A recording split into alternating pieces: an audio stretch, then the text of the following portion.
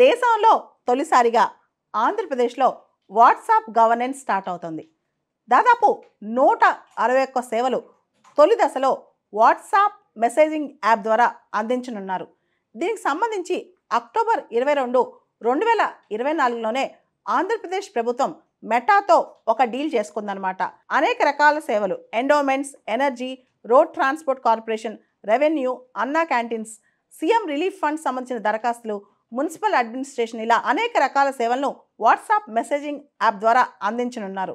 ఈ WhatsApp governance ఇనిషియేటివ్ని ఈరోజు అంటే జనవరి 30వ తారీఖున ఈరోజు ఆంధ్రప్రదేశ్లో లాంచ్ చేయనున్నారు.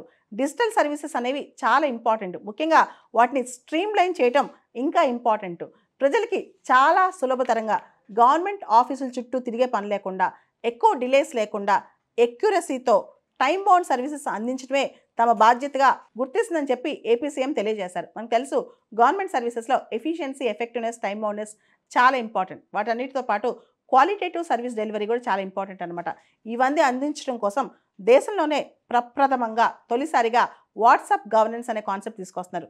చాలా అంటే ఓబీసీ సర్టిఫికెట్లు, ఈడబ్ల్యూఎస్ సర్టిఫికెట్లు, చాలా సర్టిఫికెట్లు, మన అప్లికేషన్ ఫామ్స్, దానికి సంబంధించిన అప్డేట్స్, సీఎం రిలీఫ్ ఫండ్కి సంబంధించిన అప్డేట్స్ ఇవన్నీ కూడా మనం వాట్సాప్ ద్వారా పొందొచ్చు అనమాట. దీనివల్ల పౌరులకి టైం బౌండ్ సర్వీసెస్ అందుతాయి, రియల్ టైం సర్వీస్ డెలివరీ సాధ్యమవుతుంది అనమాట. గుడ్ గవర్నెన్స్ దిశగా దేశవ్యాప్తంగా అనేక మార్పులు వస్తున్నాయి. మిషన్ కర్మయోగి అని చెప్పి సెంట్రల్ గవర్నమెంట్ ఒక మిషన్ స్టార్ట్ చేసింది, capacity building in civil services.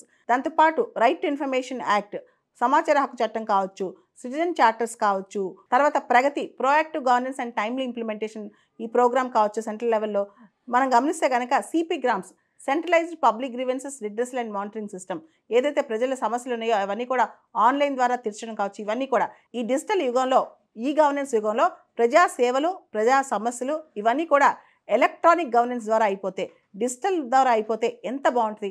WhatsApp ఒక ఫ్రెండ్కి ఇంకో ఫ్రెండ్ మెసేజ్ పెట్టినంత ఫాస్ట్గా ప్రజాసేవలు అందితే ఇంకా అద్భుతంగా ఉంటుంది కదా. ఇదే దిశగా ఏపీ ప్రభుత్వం ఆలోచించి ఇప్పుడు వాట్సాప్ గవర్నెన్స్ అనే కాన్సెప్ట్ తీసుకొచ్చింది.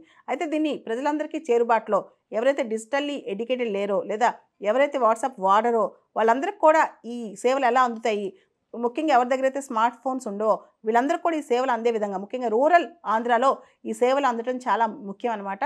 రెవెన్యూ సేవలు కానీ, మున్సిపల్ సేవలు కానీ ఇవన్నీ ఎలా ఇంటిగ్రేట్ చేస్తారో వేచి చూడాలి.